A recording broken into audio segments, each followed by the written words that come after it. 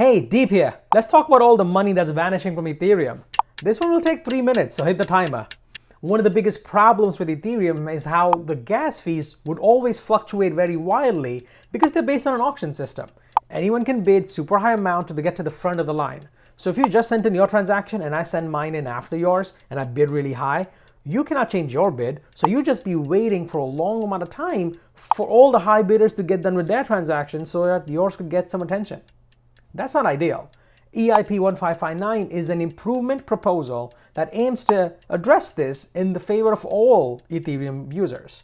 It has a few key takeaways. Let's look at them. First one is how gas fees are no longer going to be based on an auction system. They are instead going to be a flat fee that is required on every block, and these are now called base fees. They are set based on how busy the previous block was. So if a lot of blocks have been super packed up, base fees does go up a little bit, but it goes up a predictable amount and comes right back down automatically when network congestion eases up. Second is that miners no longer get all of these gas fees. They get no part of this base fees. What they get instead is something called miner's tip, which is very similar to you just tipping your Uber driver.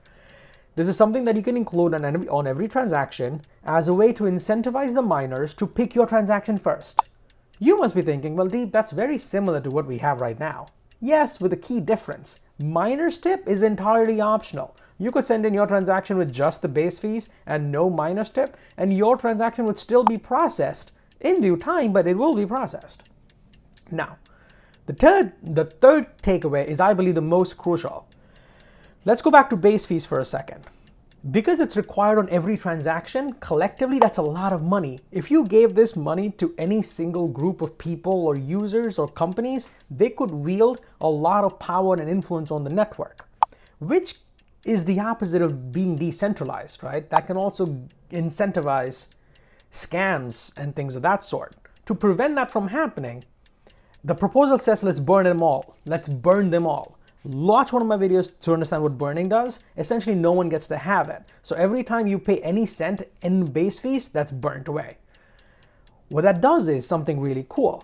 The more transactions that happen on Ethereum, the more ETH is burnt away as part of base fees, which means there's less Ethereum to go around, which means the value of the remaining ETH goes up, which means the more popular Ethereum is, the blockchain, the more valuable the coin Ether is. This is called Ethereum being a deflationary currency. Hope you learned something new. See you on the next one.